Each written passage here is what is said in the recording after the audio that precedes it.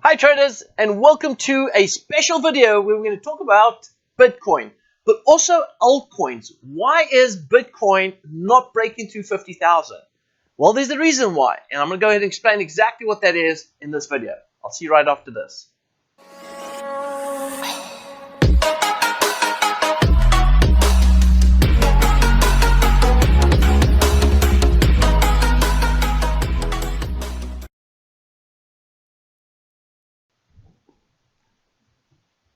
Hi traders, and welcome to this show where we're going to be talking about Bitcoin. Now, in this video, I'm not only going to be talking about Bitcoin, but I'm also going to talk about a little bit of what's going on with the dollar.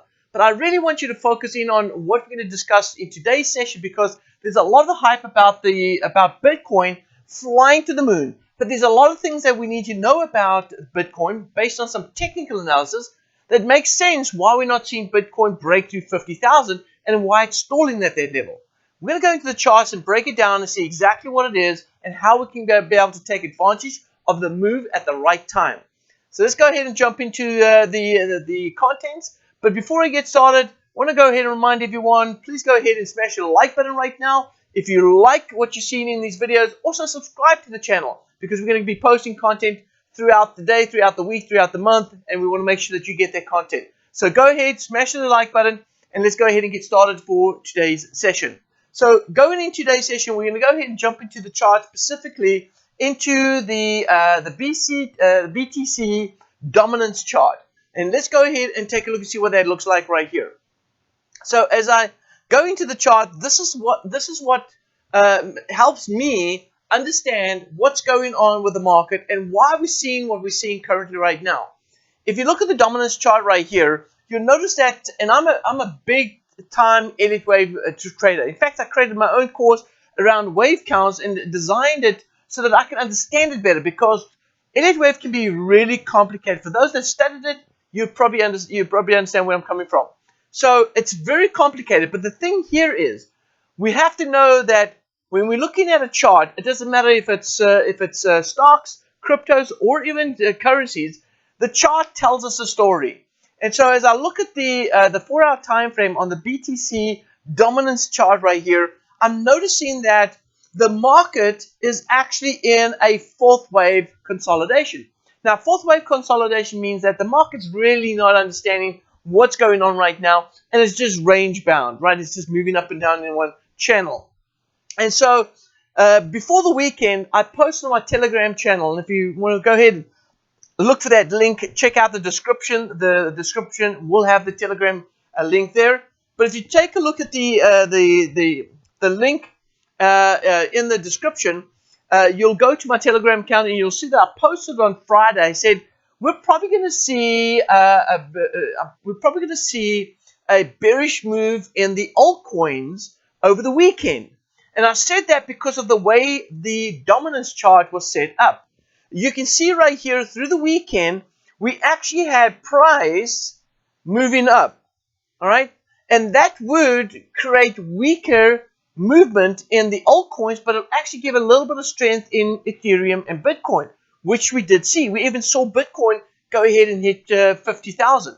But the reason why Bitcoin is not hitting 50,000 is because we're starting to see a downward move in the BTC dominance chart, which means that all the altcoins are going to start gaining strength. Now, over the last 24 hours, we can actually see that the altcoins, if I go to the top, look at the top 50 coins, you can see that we started to see some positive move over the last 24 hours. Now, this wasn't the same over the weekend. Over the weekend, we saw a lot of red, which means that a lot of these altcoins were starting to lose value over the weekend, due to the fact that we're in this retracement. Now, as we go back to the chart right here, we're looking for price to actually go ahead and fulfill what we call our fifth wave right here. And it's right about here at about 43.58. Now, when price gets to 43.58 on the chart right here, this is going to give us now a good move in the altcoins. So the altcoins are starting to get some momentum behind it, and we're going to start seeing some altcoins gaining some ground as we start moving down to this level right here. But this is what you need to be aware of. Once we get to this point, we're going to see price come back up again, and it's going to target this level right here. So which means that, and this is all you don't need to know the numbers, but what you need to know is directional bias.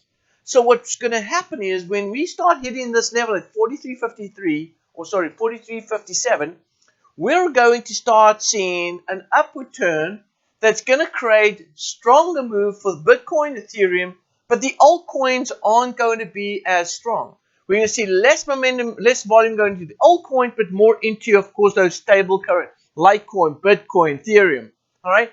And so as we go ahead and look for that turnaround, this is also going to be a short-term move. Now, when I see Bitcoin breaking 50 and staying above 50 is when we're down here. All right. When we're down at 43.57, I'm expecting then Bitcoin to start breaking through 50 and stay above 50. Not just give these little spikes up, but stay above those levels. And we can see it's already starting to brew. Things are starting to move, and it's trying to break through, but we are going to break through. Now let's go to the Bitcoin chart and take a look and see what's going on here with the Bitcoin chart. If I go to Bitcoin right here, you can see here, this is the level, all right? Here's the level that we're struggling to break through. Now you can see here we have a, if you understand Fibonacci, we have a 1.618 right here at around about 50,800. And so every time the market comes up here, it's trying to break that 50,000, trying to break the 50,000. 50,000 is not even the important level, believe it or not.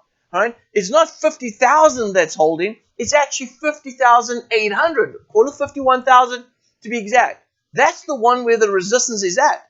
Now, we did break through this level of support right here. Okay, let me go ahead and pull the chart up here.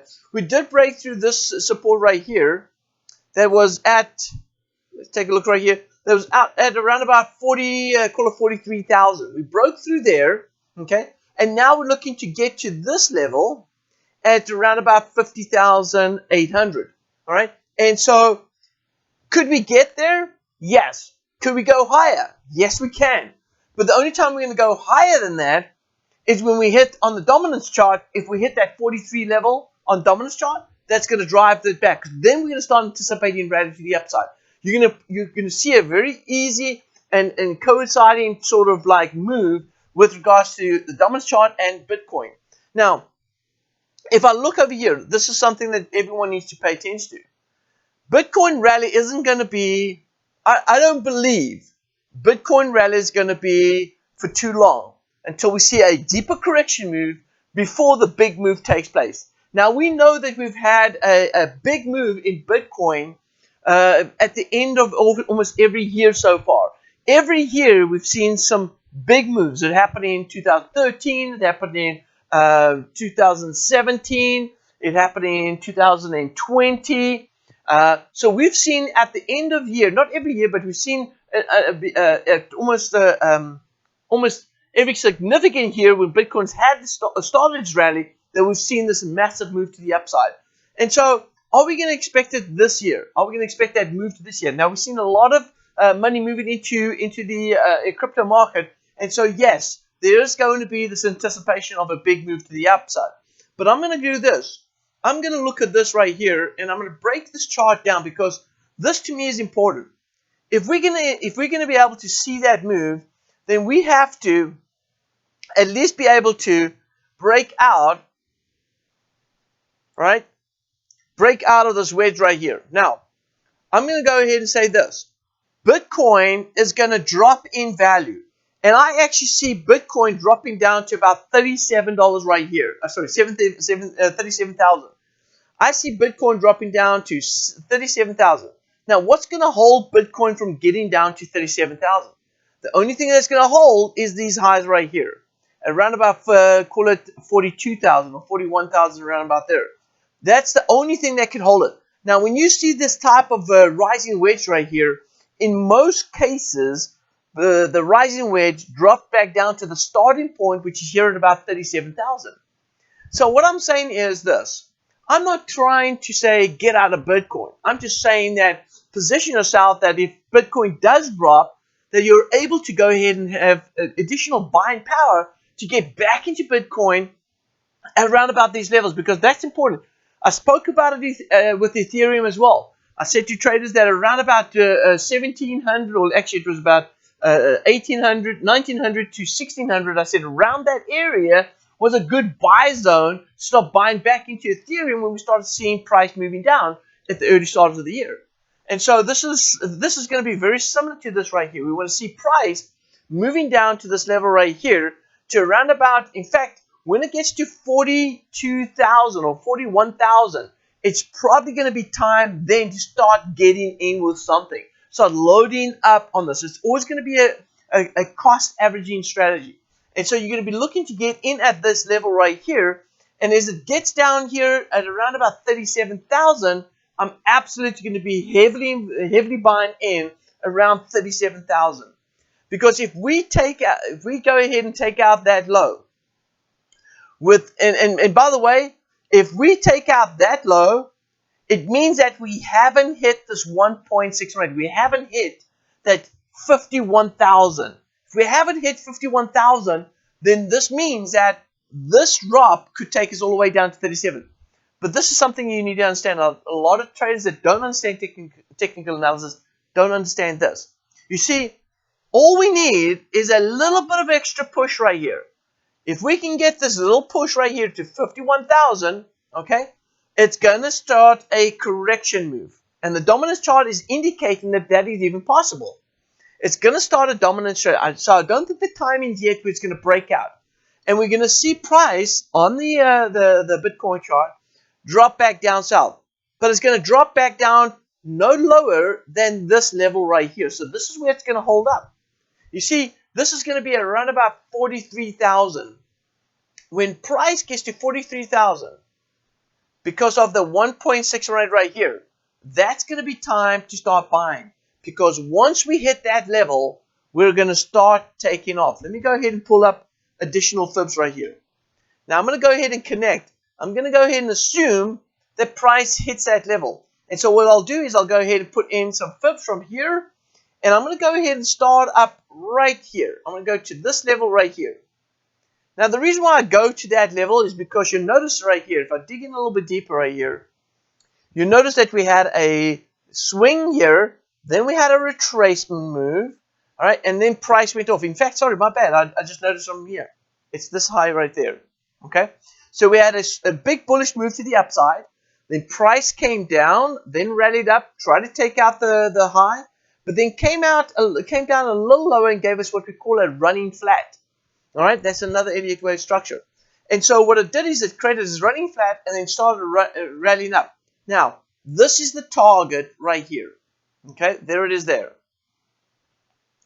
This is the target that we're going to look to chase after as well. So, if price breaks up and gets to 51,000, it doesn't have to stop there right on the T, right? But if it goes to 51,000, it may push up a little higher just to get to around about that level at 52,000. So we should start seeing 52,600 come into play. And then from that point, it's going to then start its next little swing. All right, so you can see right here, the next swing is going to be from this irregular flat low from there, running flat low. It's going to go up to there. We're going to have a little dip back down south again. And then we can get our final rally here at 55,000. That's the number right here, 55,000, that we've got to keep an eye open for. Okay? Because 59,000 right here, I'm going to go ahead and mark it off here, and I'm going to say that at 59,000, at 59,000, oh, sorry, 55,000, why did I come with 59? 55,000, we will see a retracement back towards, now I'm not going to say at, but I'm going to say towards 43,000. Okay, 43,000. Now, the reason why I've gone ahead and said here that it's going to be towards that level is because you have to understand that when it hits that 55,000, we're going to start seeing a retracement move back down again. A lot of traders are going to think that this is going to be a big sell-off down to 20,000. I've heard of 20,000. I've heard of 25,000. But we're going to stall here at around about 43,000. Now at 43,000, we're going to then start seeing price actually move. And I'm going to go ahead and draw a larger fib right here. And I'm going to draw it from the bottom right here all the way up here to the top. Draw all the way up here to the top. And if this holds, then that means the next move for us is going to be, because this is going to be wave 1. Let me go ahead and mark this off. It's going to be wave 1. This is going to be wave, oops, hold on. Okay, so this is wave 1. This is wave 2 right here. That'll be wave 3 all the way up here. Wave 3 there. Then we're going to look for price to go back down south, down here. And this will be wave 4. And then we look for wave 5. So if I look over here and I go ahead and see if I've got my levels at the right place.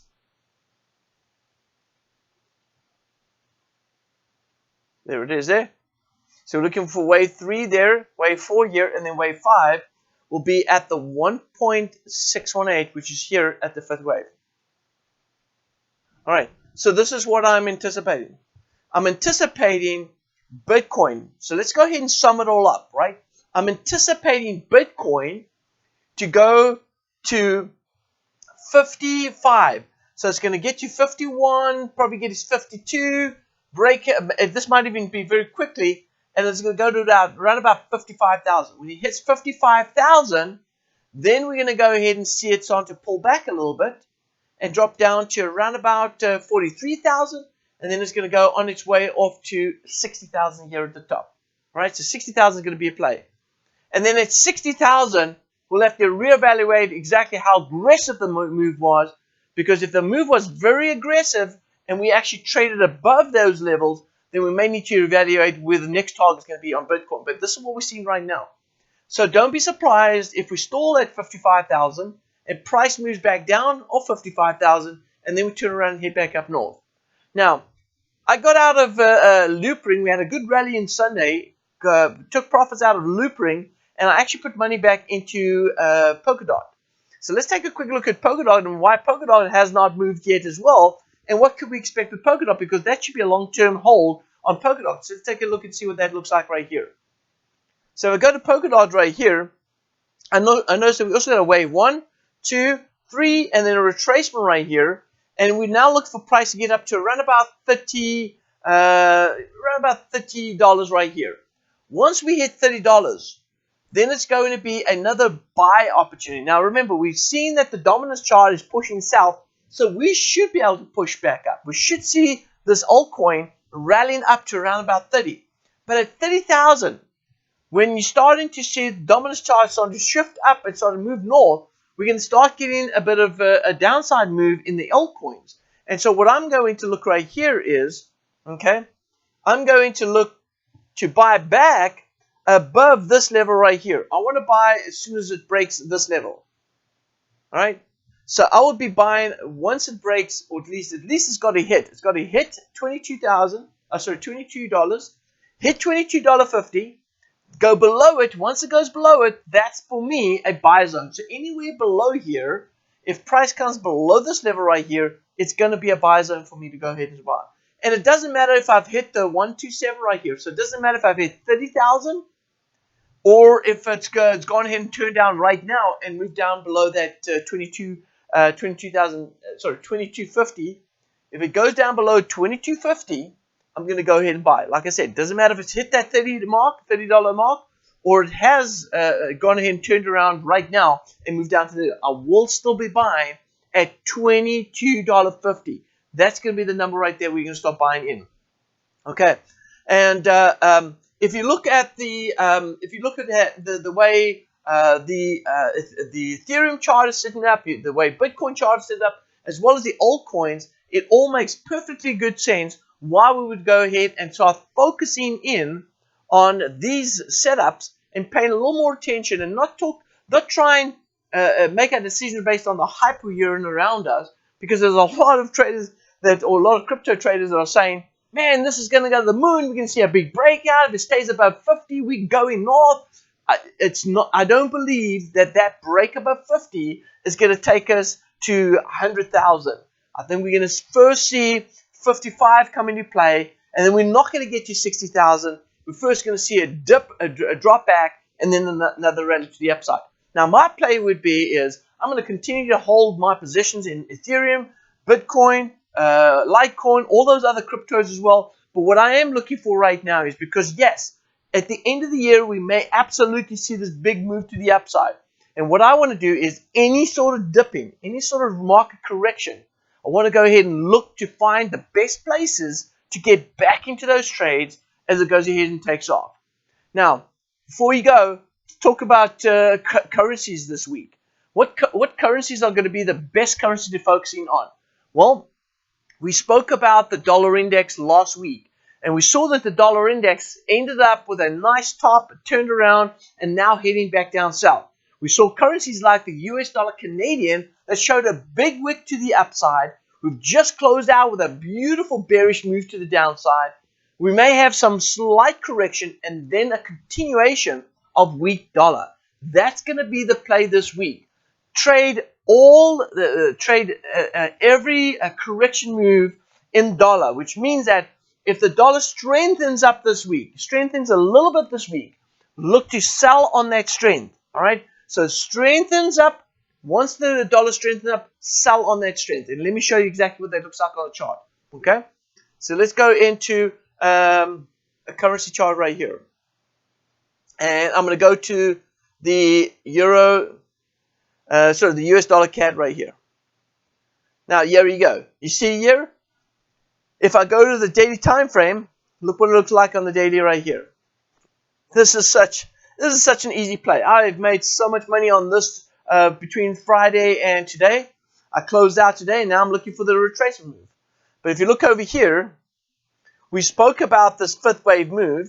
All right, we said it's going to go to the fifth wave move right here, and then we said it's going to go ahead and target. I'm going to go ahead and move this out here. I'll probably have to go lower time frame, but I want to show you what this looks like. Let's see if I can hide. There we go. So you look over here, you can see this big wick to the upside right here. With this big wick to the upside, we've had this bearish move down here, a bearish candle.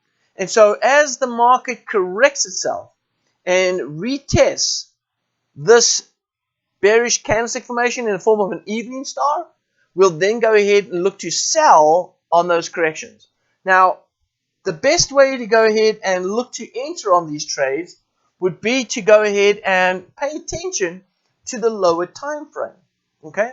It's the lower time frame that's going to make the market move. And so as we go to the lower time frame, and I break it down here on a 1 hour, you'll see here on the 1 hour, okay, that all we need to do now is pay attention to retracement moves. So if I go to the 1 hour right here, let me just dig in a little bit deeper. Okay, so I go to the 1 hour right here, and all I got to do right here is pay attention to this retracement. Okay, and so as the market, we are going to see correction. We're going to see the market correct itself, and it could go back as far as, let's go take a look and see if we can see any resistance here. Well, take a look over here. You can see right here, there's resistance coming off that level there. All right, and that resistance is going to create a resistance spot right here. So we could probably see price coming back up to around about 127.85, and then turn around, head to the downside. Now we've got a 382 bounce right here that may stall the market a little bit early, but we may see it stall over here. But what we want to do is we want to wait for the correction move and trade on that correction. Now this goes for any currency trading against the US dollar. I mean, you could go to pound US dollar right here. Look at pound US dollar. All right, pound US dollar has gone ahead and created that big king's crown. We said that there would be buying here. If you actually looked at the larger time frame, you'll notice that we actually a little range bound on this. Take a look at the daily. Okay, you see right here, we got tops, we've got bottoms right here. So we're a little range bound on this particular pair right here. And so this is a nice little morning star that turned over here. Again, same thing.